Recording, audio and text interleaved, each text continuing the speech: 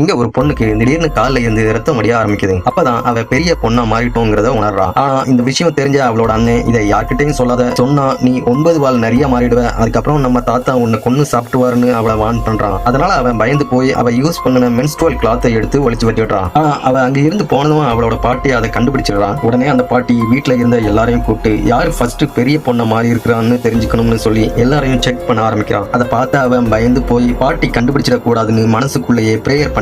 ஆனா அவளால தப்பிக்க முடியல. பாட்டி உண்மையை கண்டுபிடிச்சிடறா. உடனே அவளை எல்லாரையும் பிடிக்க வச்சு அவளோட கால்ல ஒரு ஊசியை குத்துறா. இதனால அவ வலியில துடிக்கிறா. ஆனாலும் அந்த பாட்டி நிறுத்தாம அவளோட பிளட் டிராப்ஸ் கரெக்டான சர்க்கிளா வர்ற வரைக்கும் தொடர்ந்து குத்திக்கிட்டே இருக்கிறா. அதை பார்த்து சுத்தி இருந்தவங்க எல்லாரும் பயந்து போயிடுறாங்க. அடுத்ததா அவளோட விரல்ல ஊசியால குத்தி ரத்தத்தை எடுத்து அதை தண்ணி கூட மிக்ஸ் பண்ணி ஒரு தாயத்து மேல தடவுறான். அதுக்கப்புறம் அந்த பொண்ணுக்கு தெரியாத ஏதோ ஒரு மர்மமான பூஜையை பண்ண ஆரம்பிக்கிறான். அப்போ அந்த பொண்ணோட பிளட் சடனா ரெட் கலர்ல இருந்து ப்ளூ கலரா சேஞ்ச் ஆகுது. அதை பார்த்ததும் அந்த பாட்டியோட ஃபேஸ்ல இருந்த பயம் இப்போ வெறுப்பா மாறுது. ஆனா அந்த பொண்ணுக்கு அங்க நடந்தது எதுக்கும் அர்த்தம் புரிஞ்சிருக்காது. ஆனா பாட்டி அவகிட்ட வந்து உனக்கு சீக்கிரம் மேரேஜ் பண்ணி வைக்க போறோம், அதுக்கு ப்ரிப்பேரா இருந்துக்கோன்னு மட்டும் சொல்லியிருப்பான். ஆனா அவங்களோட பிளானே வேறையா இருக்கும். அப்போ திடீர்னு அவளோட குலத்தை சேர்ந்த 2 பேரும் அங்க வந்து அவளை கட்டி போட்டு ஒரு தடை செய்யப்பட்ட பயங்கரமான இடத்துக்கு தூக்கிட்டு போறாங்க. ஆனா அவ எந்த தப்புமே செஞ்சிருக்க மாட்டா. அப்போ அங்க நின்று அவளோட அப்பாவை பார்த்து வேகமா அவர்கிட்ட ஓடி போய் என்னை எப்படியாவது காப்பாத்துங்க அப்பான்னு கெஞ்சி கேட்கிறா. ஆனா அவர் எதுவுமே பண்ணாம அப்படியே நிற்கிறாரு. உடனே 2 பேர் அவளை இழுத்துட்டு போறாங்க. அப்பவும் அவர் எதுவுமே செய்யல.